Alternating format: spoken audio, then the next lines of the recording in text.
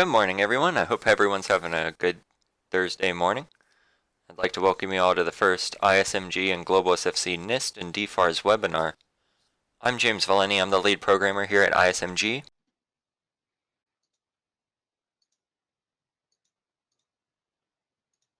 All right, so what we're going to be covering today is we're going to be going over the current DFARS rule. We're going to go over covered defense information, CDI, and then we're going to go over controlled unclassified information, CUI, and the systems that this information is contained in. We're also going to look at the NIST standards and what really they are. We're going to go over incident reporting requirements. Then we're going to go over compliance with this rule, DFARS rule, and then we're going to go over expected future regulatory changes.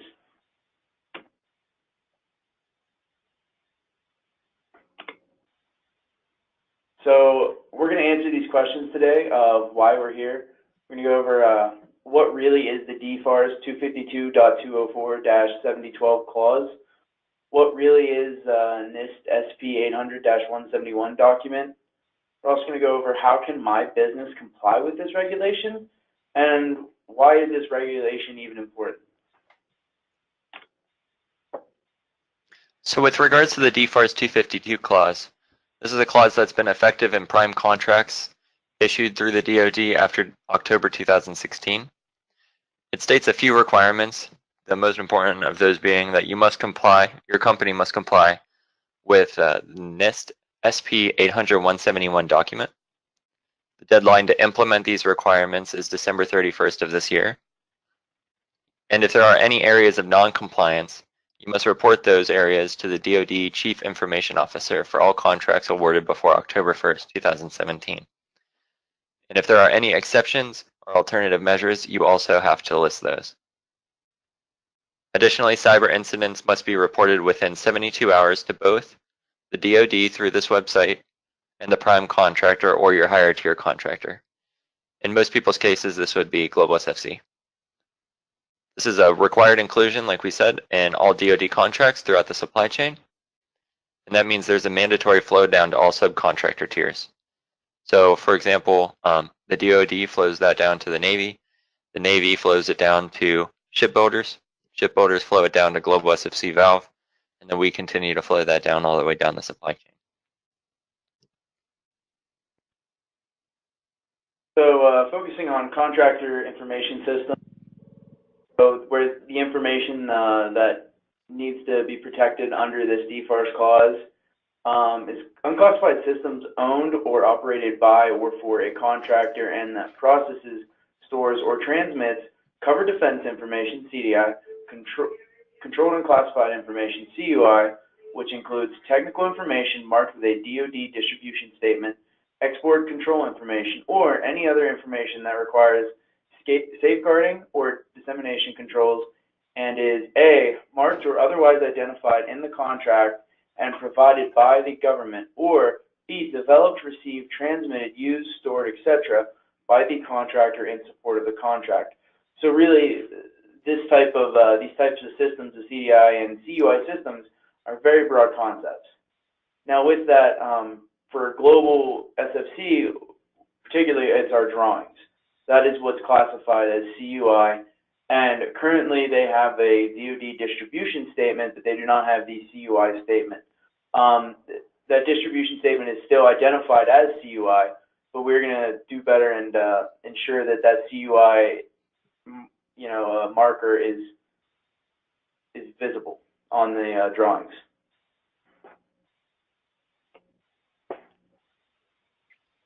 Again, one of the most important requirements in this DFARS is the cyber incident reporting requirement.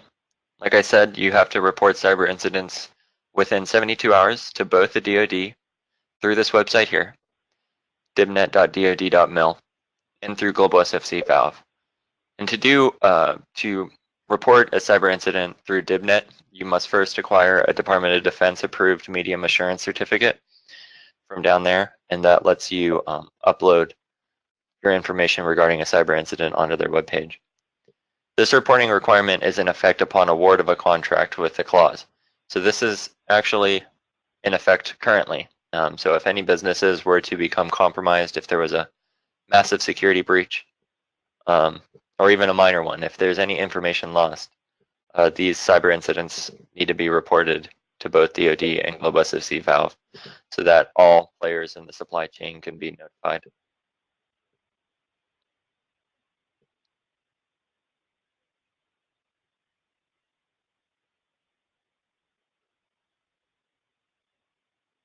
The main reason that cyber incident reporting is important is because the DoD has the right to conduct investigations of incidents. So if and when a cyber incident is reported to the DoD has the right to investigate the incident. Contractors are obligated to preserve and protect images of affected information systems for at least 90 days.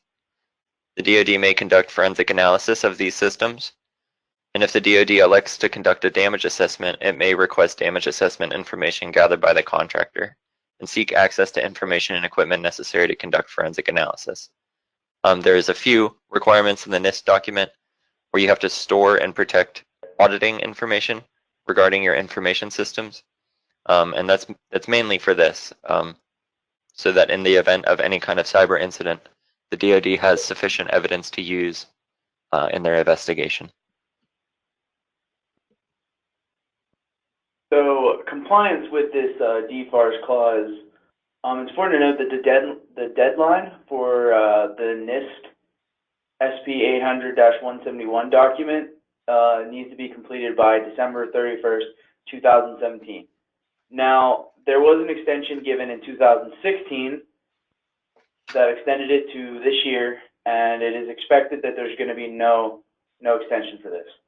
So, but it's important to note that implementation of NIST 800-171 means having an information system security plan, an ISSP, and a plan of action and milestones, a POAM, that accurately reflects the status of a contractor's compliance with NIST controls, even if the ISSP and POAM extend beyond the December deadline. So really what this means is that you don't have to have all the controls fully implemented in the NIST document.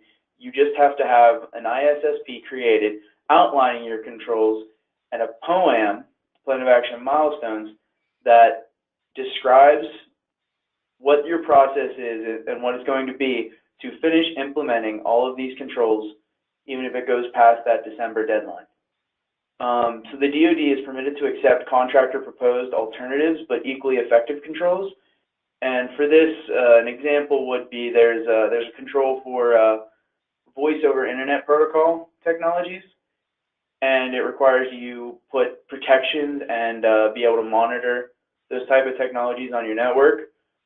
If you do not use any of these technologies, and instead with your phones, you just use a regular phone line, then this control wouldn't really be applicable to you. So just using the phone lines would be an alternative control. Also look for NIST SP 800-171A to be issued within the next year, which will include assessment procedures to help companies determine whether they are in compliance. So that's really going to help you be able to analyze what your plan is and what you're going to be doing to meet those controls. I think what's also important to say here is that there is no government body, auditing body, that's going to come into your place of business to ensure that you're compliant. December 31st is going to roll around, and really no one's going to know anyone else's compliance status other than, by what you say about your business. So it's really based off the honor system in some regards. That's not to say that the government won't invest in an auditing body at a future date, because that's entirely possible. But as of right now, there really aren't any steps in place to make sure that people are compliant. It's really just based off the honor system. Muted. Here is the NIST SP 800-171. So this contains 109 different cybersecurity controls that are just about general best security practices for policy, process, and configuring information systems securely. So even though this is a requirement, this is also something that's just useful for your business in general, just to keep everything safe. The document is meant to simplify the requirements set forth by NIST SP 853, which is aimed at federal level information systems. So that's for the FBI, the CIA, the NSA, in other federal level systems. To give you some perspective, the 853 has about 500 pages, and the 800-171 is about 70 pages long. So it's significantly smaller, but along with being smaller, there's a lot of decrease in clarity. So it's possible to actually map the two requirements together so that if you have any questions about the 800-171, you refer to the 853, and it usually provides a lot more detail into what they're really actually looking for. So here are the NIST standards. These are the control families within the document. So these basically act as chapters of a book. They're the holders that contain the 109 different controls. So they're just categories. These cover a variety of factors. So access control is just making sure that only authorized people have access to the documents and information that they should have access to. Identification and authentication, which is like username and password. And even physical protection, which is like securing the boundaries of your place of business with locks and keys. What we're going to do right now is we're going to blow through each of these control families and try to give a brief overview of what the NIST document is asking for. This is not comprehensive in any way, but we want everyone to have a general idea of what the NIST standard says that companies need to do, just so that we can kind of all have an idea of what they're asking for. Yes, as James said, we're going to do a quick overview. We're going to look at what do each of the controls families cover. We're going to do it pretty quickly. So for if anyone has any questions about any of these controls, we ask that you put them into the chat. And at the end of when we're done with all these control families, we're going to do a little bit of a review.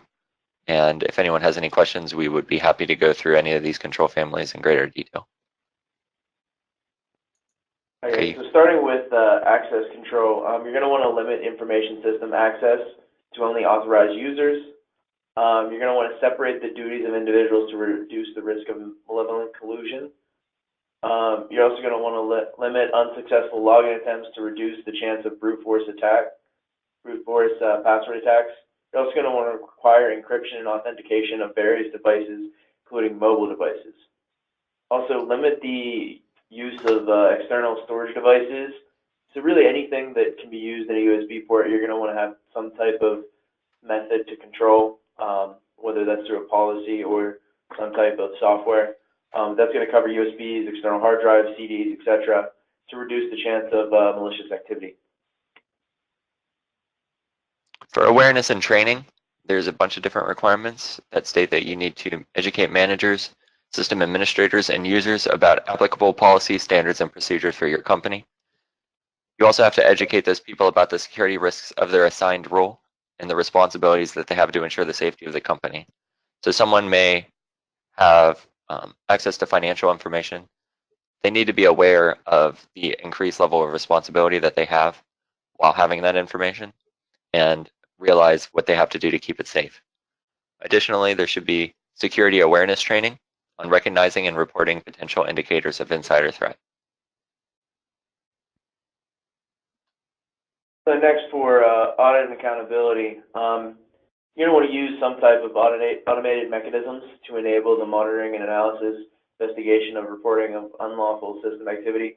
So this is one of the controls that is a bit more detailed into what you have to do and what you need. This one can be one of the more tough ones to really try to implement, but it's also going to want to support on-demand analysis and reporting. You're going to want to make internal changes based off of the results of your auditing, and ensure that auditing information is both protected and accurate.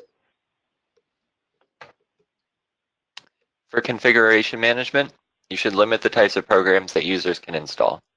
Most companies handle this by just making an admin level account that can install anything, and non-admins can't install anything. And that's a totally valid way of complying with this requirement.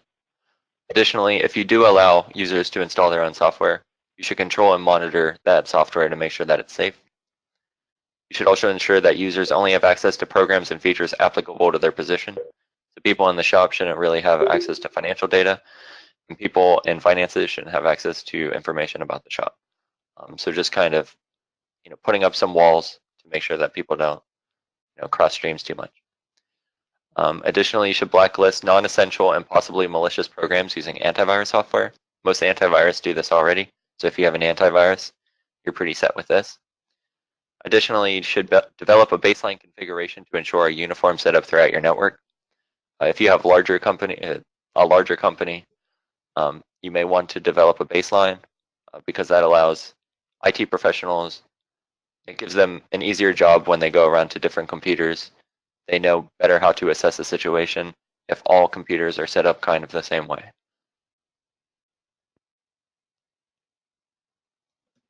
So for identification authentication, you're going to want to prevent the reuse of usernames, also known as identifiers, for a defined period of time.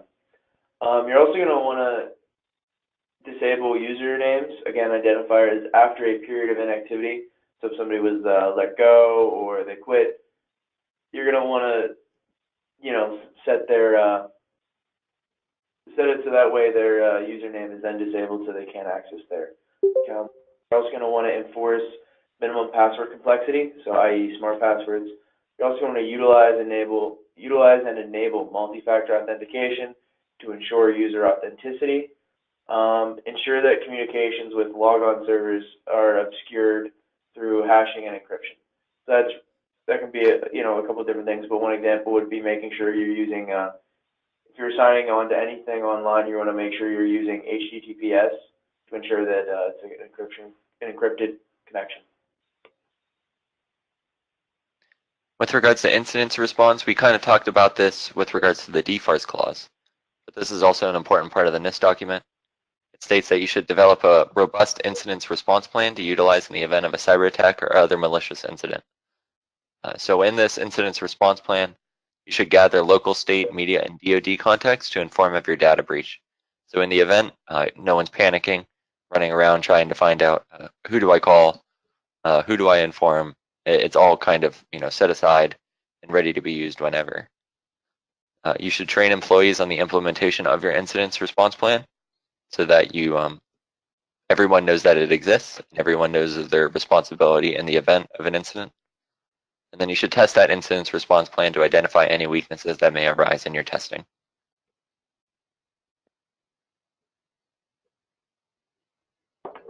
So next for maintenance, you're going to want to ensure equipment removed offsite is sanitized of any CDI or CUI. So with that, that could if you're sending it off for any type of maintenance work, you're going to want to make sure that you either take all your information off, that could be CDI or CUI, or simply remove the hard drive. Also, you're going to want to require multi-factor authentication to establish non-local maintenance sessions with your MSP, if you have an MSP, a managed service provider. Also, you're going to want to supervise the maintenance performed by maintenance personnel who do not normally have access to your system. So anybody that's not normally there, you're going to want to make sure that you supervise them and escort them through your facility. You're going to want to perform maintenance regularly. For media protection, you should protect information system media, both paper and digital, containing CDI or CUI. So this may mean having a lock and a key on a file cabinet, or this may mean putting additional encryption mechanisms onto digital files.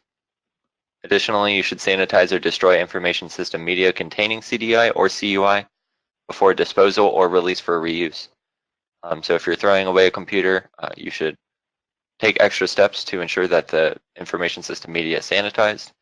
Additionally, if you rent your computers from an outside source, sometimes you have to return those. And it's important, again, to sanitize those before returning to the vendor. Additionally, you should mark security attributes such as CUI or distribution IDs or whatever you have in a human-readable method on documents, computers, electronic devices, containers, etc. So this is really broad. Mark it in as many places as possible in which this can, for example, we mark our desktop computers. We have little stickers that we put on our computers. Additionally, the door to our server room has a sign that says CUI is contained within. So really just taking steps to mark the security attributes of documents as well as locations in your plant is very important.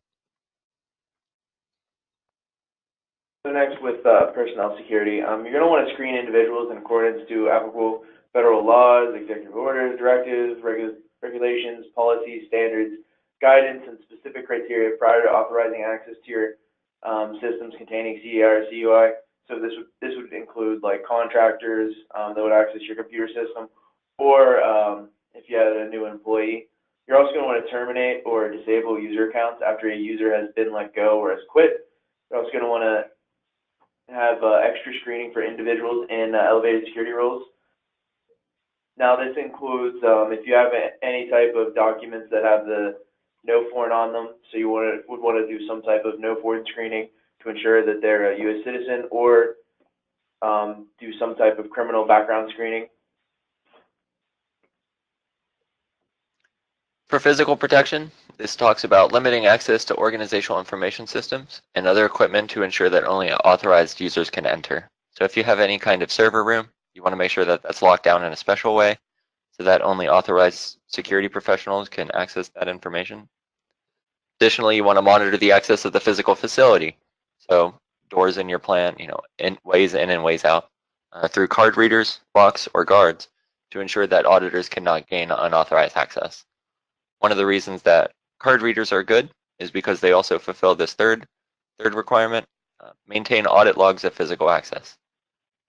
Additionally, you're going to want to escort visitors and monitor their activity, control and manage physical access devices, and if you do any kind of telework or work from home methods, such as using VPN, you should ensure additional safeguarding methods to ensure that the communication between the server and the user is encrypted.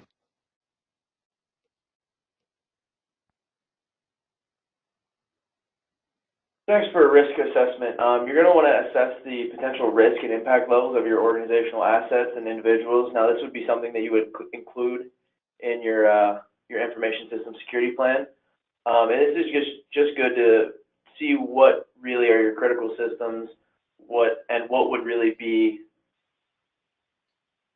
the risk if you lost them, what would happen. You're also going to want to scan for remediate vulnerabilities in the information systems and applications.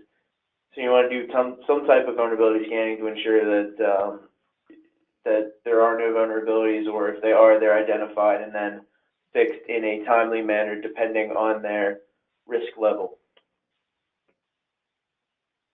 For a security assessment, you're going to want to periodically assess and monitor the security controls for effectiveness in their applications. So a lot of the stuff that we're covering in general right now are your company's security controls. So you're going to want to reevaluate your standing with the NIST document frequently, and make sure that you want to develop implementation plans of action designed to correct any deficiencies or vulnerabilities that you may see when you assess your security controls.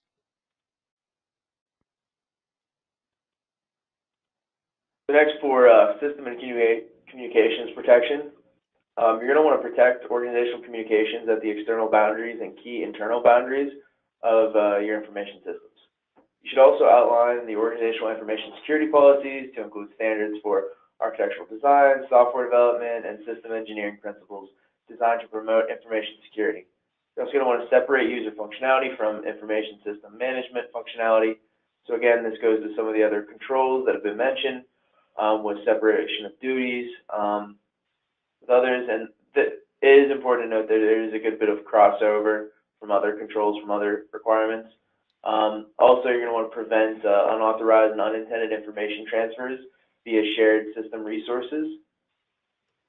Then you're going to want to implement cryptographic mechanisms to prevent unauthorized disclosure of CDI or CUI during transmission. Also, control and monitor the use of voice over internet protocol technologies. For system and information integrity, you should identify, report, and correct information and information system flaws in a timely manner. You should update malicious code protection mechanisms when new releases are available. This is mainly updating your antivirus. Lots of antivirus software do this already. You should perform periodic scans of the information system and real-time scans of files from external sources as files are downloaded, opened, or executed. Again, this is something that's done by an antivirus. Monitor information system security alerts and advisories and take appropriate actions in response. And you should identify any kind of unauthorized use of the information system. Okay. Again, if you guys have any questions, please type them in the chat on anything that we've gone over so far. Right before we just do the recap real quick. All right. So with the recap, the DFARS clause 252.204-7012 clause appears on all DoD contracts after October 2016. The NIST deadline to have an ISSP, a POAM, set for your compliance is December 31st, 2017. These requirements are also important for growing companies in an increasingly vulnerable cybersecurity world. I think it's very important to note that, just having the ISSP and the POAM are really your guideline for compliance. That's what you're really shooting for. But also additionally, in our own research, we've tried to find, who do I tell to say that I'm compliant? And you do have to say some stuff to the DoD CIO. But generally speaking, they're not going to come to your plant to look at your ISSP. They're not going to come to your plant to assess your POAM. So it's kind of strange how this is working, and so we're kind of confused about it as well. Honestly, we're not experts in this field by any means, but we've learned a lot in our travels through trying to gain compliance, and we're trying to share that information with as many people as possible.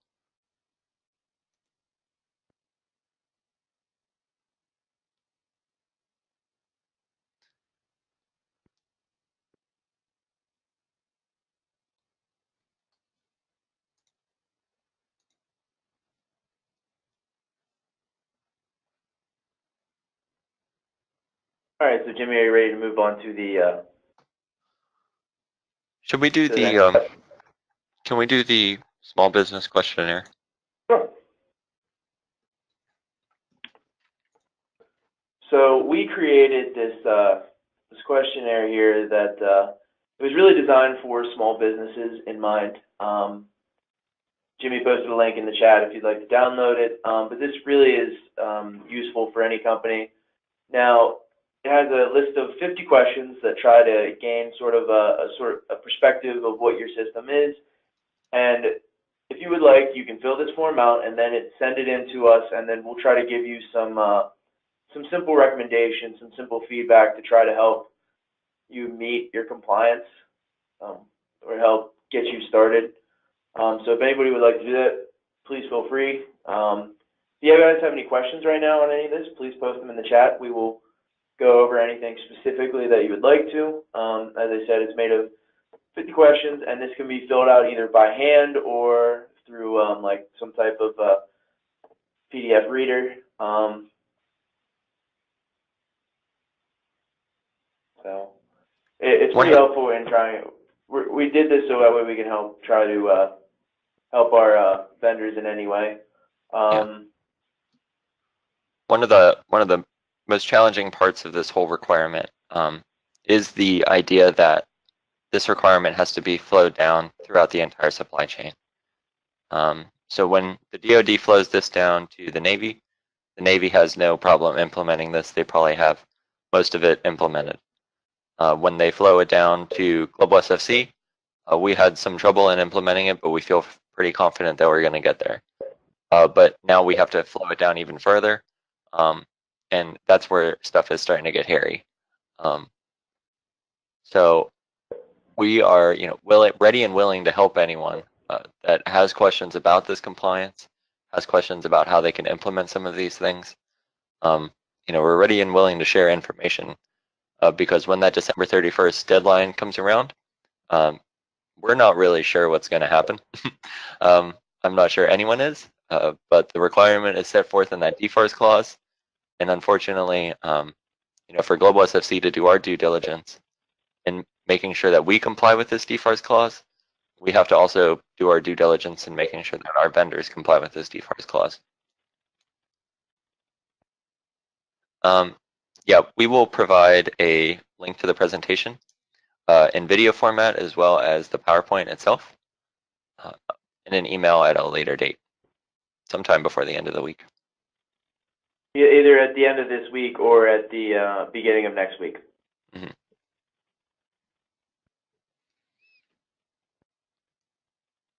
Okay. All right.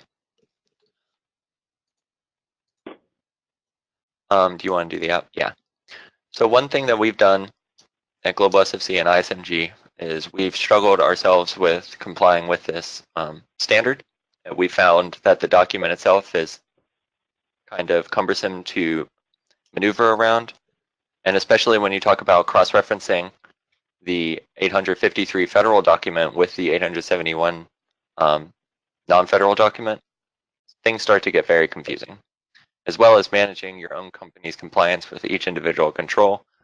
You can do this through an Excel sheet, but it gets out of control very quickly, so what we've done is we've begun work on this application to help you assess your own company's compliance. This is a product that we're planning on selling sometime by next week, or at least before the end of the month. And we hope that if someone could take the time to go through this, we have a good idea that they'll have a better understanding of their company's compliance level with regards to these controls. So this is the splash intro screen. When you click on that, this takes you to this screen here. You can see we're at the dashboard. But on the left side here, there are the different control families that we've just gone over. If we click on one of these, you can see that it brings down a drop-down menu of all the different controls that are within that control family.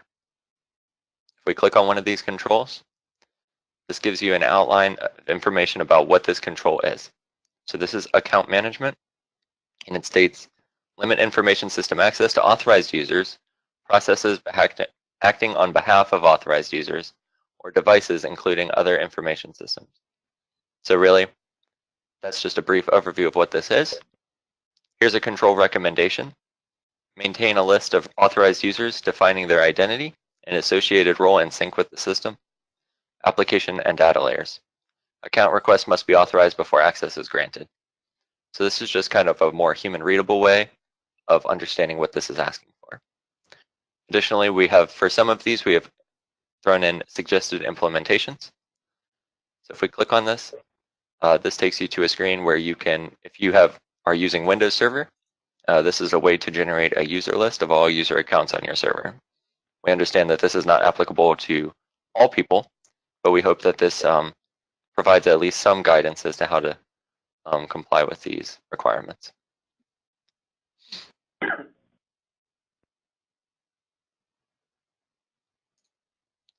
Additionally, we've provided the supplementary guidance from the 853 document. So this is the federal level document. As you can see, there's 3 different paragraphs here. So this is why that document is so much longer. But this is specifically for this account management, so this can be useful in determining exactly what they're asking for. Additionally, here are mappings to the document that take you straight to the 853 document, to the portion where they talk about this specific control, account management. So you can see here, access control, account management. So this is the federal level, and it can be helpful in determining your company's compliance. So we have these for each one of these categories, as well as all of the controls. Additionally, in here, you can set your company's compliance status. So this is done through a self-assessment of how you feel your company is compliant with this control. You can choose compliant, partially compliant, non-compliant, or does not apply. Additionally, if you are compliant, for auditing purposes, you may want to come in here and write a statement about how you became compliant. What file did you generate to become compliant? What steps did you take to become compliant? And you can choose a completion date down here. If your company is not compliant, you may want to add in information into this remedial action field. So this is just kind of a plan of action. So this is really generating your POAM, your plan of action with milestones. So if you're partially compliant or non-compliant, enter a remediation action to become compliant. So here you can plan out what steps you plan on taking to become compliant with this requirement. Additionally, you can enter a planned completion date. So if we wanted to say we'll try to get that done by, it's off the screen. We try to get that done by January 4th. Then this sets this as a planned completion date for this requirement is January 4th. When we come back down here to the dashboard, we can see we have a POAM calendar. Basically what this is it takes these dates provided in these controls and generates a kind of POAM. So if we click on one of these for AC316, we can see that we have a remedial action date of 11/16, and that's why it appears here on 11/16. We hope to take this, make this a bit more robust, and hopefully turn this into a more document-oriented form. So if auditors were to come in and ask you for your POAM specifically, you would be able to provide that to them quickly and easily just by using this app. Additionally, based off the flags that you set under this compliance status, we can come here and view our total control statistics. So how many controls are we compliant with? How many controls are we partially compliant with? Non-compliant, does not apply, or unknown. For a lot of these, we haven't filled them out yet because really it takes time for your company to come through here and assess yourself on each one of these different controls. For another view of how far along you are with compliance, here are some bars that show your total compliance progress here at the top, or your compliance for each of the control families. So as you can see here, I only partially filled out this sample one. Your company, again, will have to come through here and determine all of these different controls. Along with that, we've also included some terms and definitions for some terms that are can be confusing if you haven't heard them before, that appear in the NIST documents. Along with that, we've also included some document templates. If we come in here, we've included an ISSP template. If you remember, one of the main requirements of the DFARS clause is to have an ISSP ready. So we've included this as a kind of very broad, potential ISSP. This would have to be customized for your company's own needs, but we think that this provides a lot of information and basically sets you up to have a solid and strong ISSP. Additionally, we've provided inventory management templates, which can be used to take inventory of your cybersecurity and general IT information systems, which is also another requirement of the NIST document. As I said before, we plan on getting this out sometime before the end of the month. We understand that it's a bit late notice, but this has been very useful for us in determining our company's compliance, so we'd like to share that.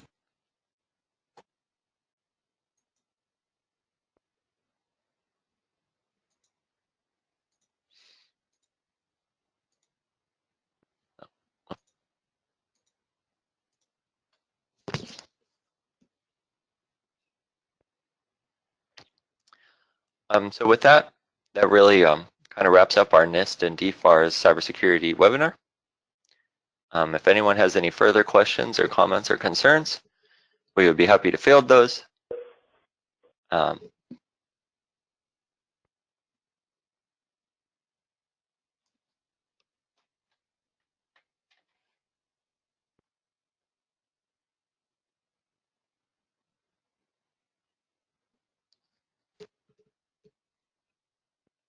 Okay, doesn't seem like anyone has any questions. If anyone does have any questions in the future, do VO voice over IP connections need to be encrypted? Sam, do you know that? Give me a second here. Let me just check. I don't think it specifically points out using encryption. In the document, I'm actually looking at our app right now to get, this is where we put in all of our advice for this. Yeah, so it says define and establish usage restrictions. Yeah, it's really and authorize business necessary use of it. Yeah. Yeah. I don't believe it does.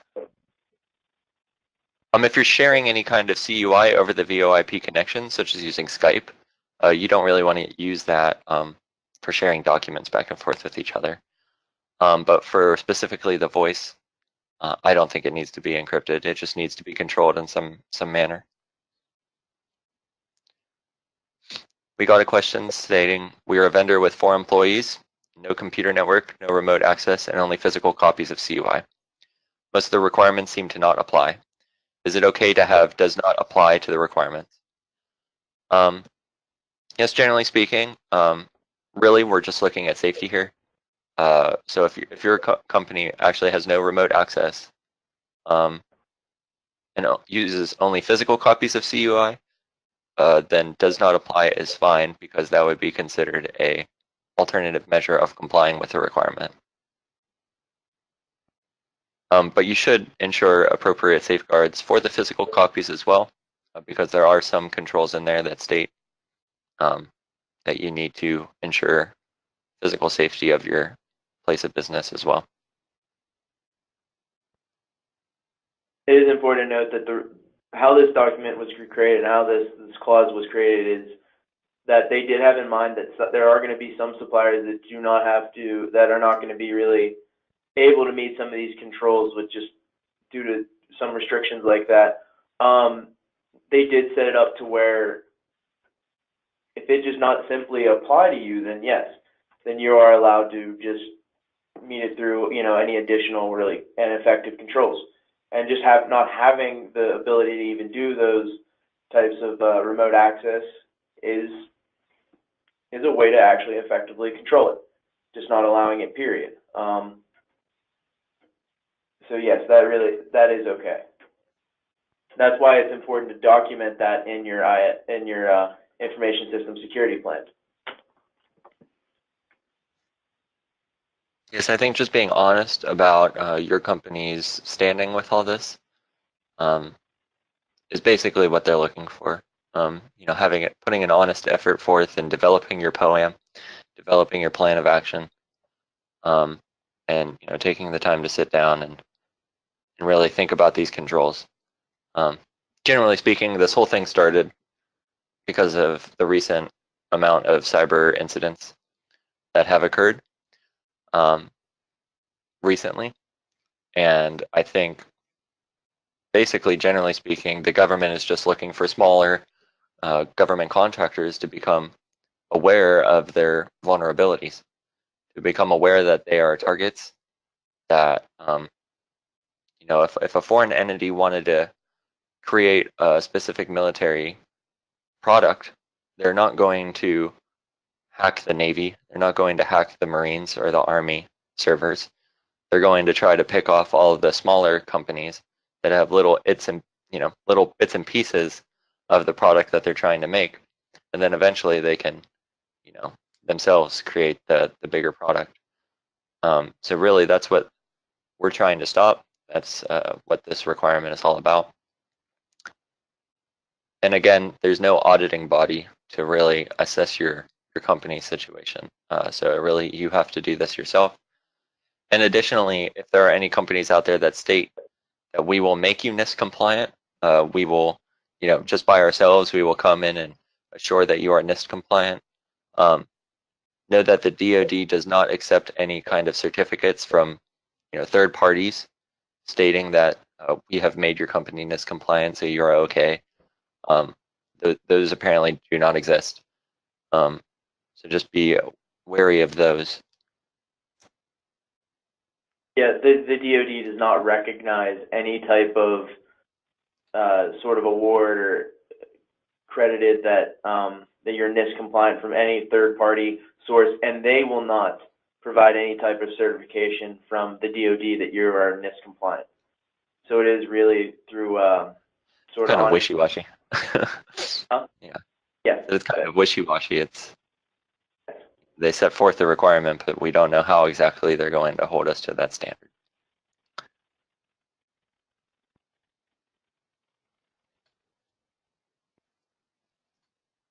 Okay, doesn't look like there's any more questions. Like to thank everyone for coming to this webinar. Again, if you have any questions regarding this requirement, please feel free to send it to itdepartment@globalsfc.com. We'll be happy to field those requests. We will be getting out links to the video through a YouTube link of this presentation. Additionally, we'll be giving out the PowerPoint presentation itself, as well as some additional documents, such as the small business questionnaire. If you feel that your company is struggling to comprehend any of these, we strongly recommend that you fill out the small business questionnaire and hopefully we can provide a little bit of assistance as to how you can better improve your cybersecurity standing. The app that we've created, again, will be available for purchase sometime before the end of the month. And we will send out additional information regarding that too, to the emails that you have used to sign up for this webinar. Again, if anyone has any questions, feel free to write itdepartment@globalsfc.com, and we would be happy to help you. All right. Thank you for attending. Thank you all. Have a good day.